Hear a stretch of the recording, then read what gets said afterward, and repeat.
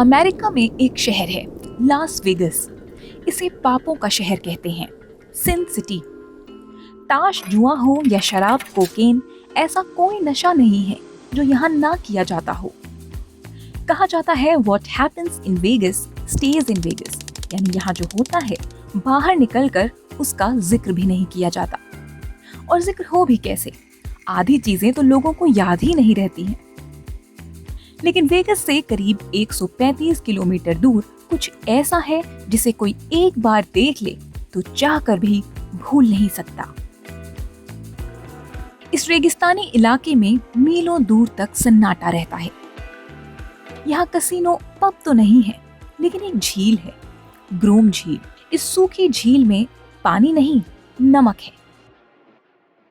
Vagus से उलट यहाँ इंसान का निशान भी मुश्किल से मिलता है, और अगर कोई पहुंच भी जाए तो उल्टे पैर लौटा दिया जाता है। यह है एरिया 51।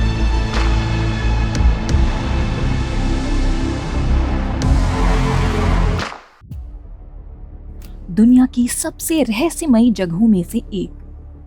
कहते हैं कि धरती पर अगर कहीं एलियंस के होने का सबूत मिल सकता है तो यहीं पर। 1950 का दशक था। एक दिन खबर आती है कि ग्रोम झील के पास कुछ अजीबोगरीब सा दिखा है, कुछ उड़ता हुआ तश्तरी जैसा।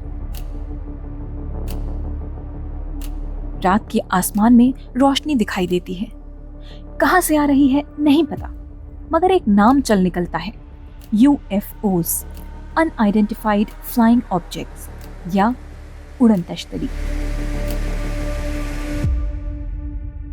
धीरे धीरे इस तरह की खबरें तेजी पकड़ने लगती हैं। चर्चा होती है कि रेगिस्तान के बीच इस झील के पास कुछ तो चल रहा है। वहां अजीब तरीके के एयरक्राफ्ट देखे जा रहे हैं। उनका शेप अलग है, एक पल दिखते हैं, अगले पल गायब हो जाते हैं। दशकों तक कुछ साबित नहीं होता, लेकिन फुसफुसाहट नहीं रुकती। फिर 1989 में बॉब लजार नाम का एक शख्स सामने आता है और सनसनी मच जाती है। बॉब दावा करता है कि इस रेगिस्तान में जो चल रहा है वो इस दुनिया का नहीं बल्कि बाहर का है। बॉब UFOs से लेकर एलियंस तक देखने का दावा करता है।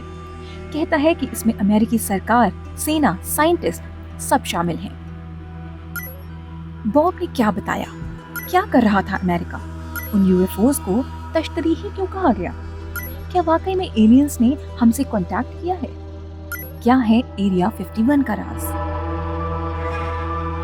एरिया 51 की कहानी जानने के लिए आपको बराक ओबामा का सहारा लेना होगा। 14 फरवरी 2026 को बराक ओबामा का एक इंटरव्यू आया। इस इंटरव्यू में एक सवाल का जवाब अगले ही दिन इंटरनेट पर जंगल में आग की तरह फैल गया। अमेरिका के पूर्व राष्ट्रपति से पूछा जाता है कि क्या एलियन होते हैं?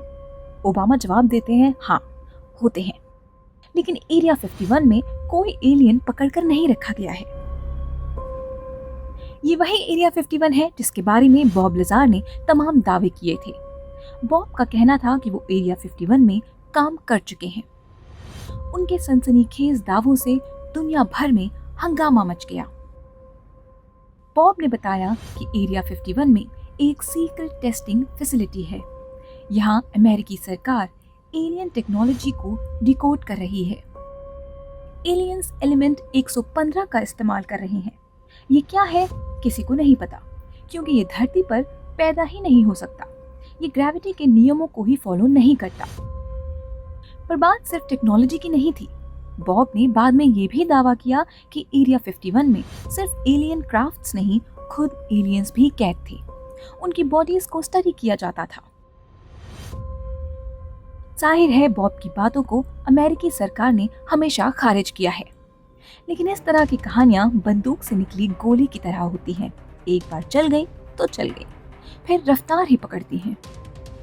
एरिया 51 एलियन से जुड़े रहस्यों का पर्यायवाची बन गया। कई साल तक तो अमेरिकी सेना और सरकार लोगों को रोकती रही, टाइट सिक्योरिटी रही। इसलिए भी लोगों को लगता रहा कि हो ना हो आग बिना धुएं के तो नहीं निकल रही। आखिरकार साल 2013 में सेंट्रल इंटेलिजेंस एजेंसी CIA ने बताया कि हाँ, यहाँ एक सीक्रेट टेस्टिंग फैसिलिटी तो थी, मगर एलियंस की नहीं। यहाँ यूएस एयरफोर्स के क्राफ्ट्स को टेस्ट किया जाता था। अब सफाई ये दी जाती है कि क्योंकि ये नए विमान थे, इसलिए इनकी डिजाइन अलग सी थी। इन्हें देखकर लोगों को लगता था कि ये तो इस दुनिया के बाहर की चीज उड़ती दिखाई दे रही है। 10 साल से ज्यादा हो चुके हैं, लेकिन अमेरिकी सरकार की सफाई लोगों के बीच एरिया 51 को लेकर कुलबुलाहट को शांत नहीं कर पाई है। सवाल अब भी उठते हैं। देखने वालों को अपनी आंखों पर भरोसा है।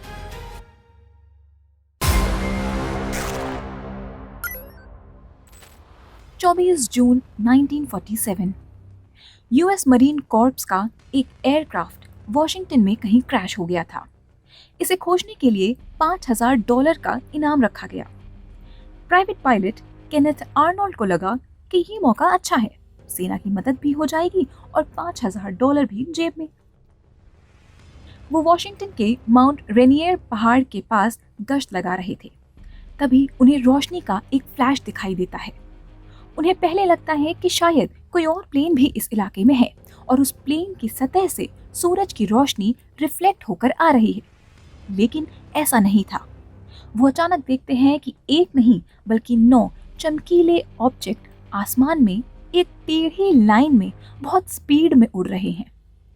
वो अपने एक्सपीरियंस से इन ऑब्जेक्ट्स की स्पीड कैलकुलेट करते हैं। आर्नोल्ड को लगता है कि इतनी स्पीड किसी और एयरक्राफ्ट की तो है ही नहीं, फिर ये क्या देखा? वो ये बात अपने साथियों को बताते हैं।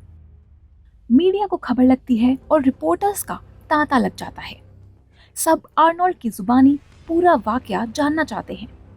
इन्हीं में शामिल थे बिल पिकेट और नोलन स्किफ। कहते हैं कि इनकी लिखी रिपोर्ट ने एक तरह से इतिहास लिख दिया। आर्नोल्ड ने बताया था कि वो चमकीले ऑब्जेक्ट क्रिसेंट या बढ़ते घटते चांद की तरह दिखते थे। वो कैसे उड़ रहे थे ये भी आर्नोल्ड ने समझाया था। जैसे आप पानी पर तश्तरी फेंकिए और वो पानी की सतह पर उछलती हुई सी जाती है, वैसे ही ये ऑब्जेक्ट आसमान में दिख रहे थे। स्किफ ने अपनी स्टोरी में तश्तरी की तरह दिखने वाले एयरक्राफ्ट का जिक्र किया। जब ये स्टोरी एसोसिएटेड प्रेस ने छापी तो उसमें लिखा था कि आर्नोल्ड ने 9 चमकीले तश्तरी जैसे ऑब्जेक्ट्स उड़ते हुए देखे थे। देखते ही देखते कहानी चल पड़ी उड़न तश्तरियों की। आर्नोल्ड ने कई बार एक्सप्लेन किया कि उन्होंने असल में क्या शेप देखा था, लेकिन कोई फर्क नहीं पड़ा। इनफैक्ट बाद में जो लोग यूएफओ देखने का दावा करते थे वो भी तश्तरी का ही जिक्र करने लगे। मूवीज, पॉप कल्चर में यूएफओ का मतलब ही उड़न तश्तरी हो गया। और आर्नोल्ड ने असल में क्या देखा था ये आज भी किसी को नहीं पता है।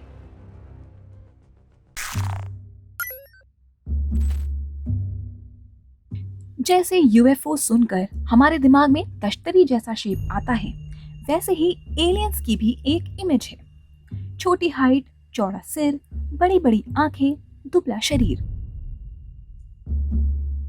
हाँ, लेकिन इंसानों की तरह आमतौर पर इनके 2 हाथ पैर जरूर होते हैं। ये इमेज कहाँ से बनी? क्यों हमेशा सिर चौड़ा होता है, शरीर छोटा और पतला? ज्यादातर कहानियों में इनका रंग भी हरा या ग्रे या ब्लू होता है। ऐसा क्यों? ये जानने के लिए हमें जाना होगा 1893 में। साइंस फिक्शन किताबों के लिए मशहूर H.G. वेल्स एक एसे लिखते हैं, man of the year million. इस एसे में वेल्स बताते हैं कि भविष्य में इंसान कैसे दिखेंगे। यहाँ वो जो डिस्क्रिप्शन देते हैं, आगे चलकर उसी तरह से एलियंस को इमेजिन करने लगा जाता है। 1933 में द अननोन डेंजर नाम की नॉवेल आती है। इसके लेखक गुस्टाव सैंडग्रेन एलियंस को कम हाइट का, बिना बाल का, बड़ी बड़ी आंखों वाला बताते हैं। लेकिन ये इमेज सबसे ज्यादा फेमस होती है 1965 में। एक कपल दावा करता है कि उसको एलियंस ने किडनैप कर लिया था। वो बकायदा डिस्क्राइब करते हैं कि जिन एलियंस ने उन्हें किडनैप किया था वो कैसे दिखते थे। वही बड़ा सिर, बड़ी आंखें, छोटा शरीर। हालांकि कहा जाता है कि उन्होंने कोई साइंस फिक्शन शो देखा था। उसके असर से वो ऐसी बातों की कल्पना कर रहे थे जो असल में थी नहीं।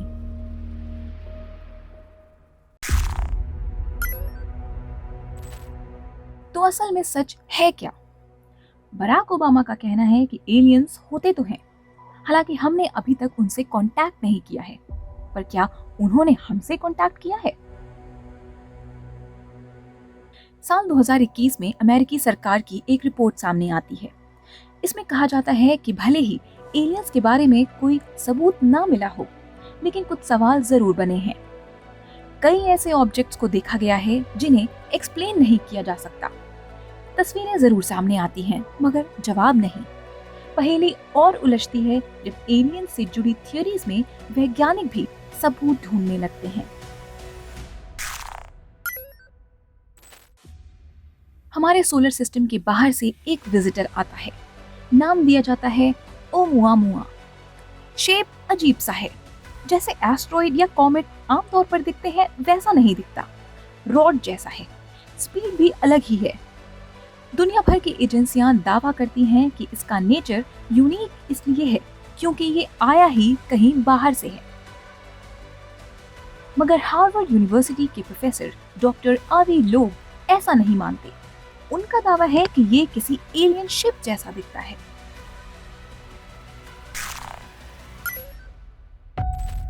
एक बार फिर एक अजीबोगरीब सा विजिटर आता है। इसका शेप तो खास नहीं है, लेकिन स्पीड बहुत तेज है। बताया जाता है कि ये एक इंटरस्टेलर कॉमेट है, यानी धूमकेतु, लेकिन इसकी टेल या पूंछ अलग डायरेक्शन में जाती नजर आ रही है। एक बार फिर डॉक्टर लोब दावा करते हैं कि स्पेस एजेंसियां कुछ छिपा रही हैं। 3i एटलस भी आर्टिफिशियल स्पेसक्राफ्ट है, धूमकेतु नहीं। ये दावा डॉक्टर लोब करते हैं।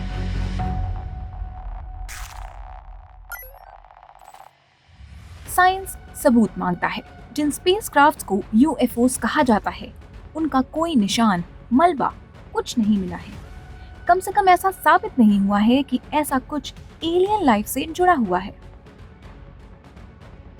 सवाल उठता है कि एलियन जीवन है भी या नहीं।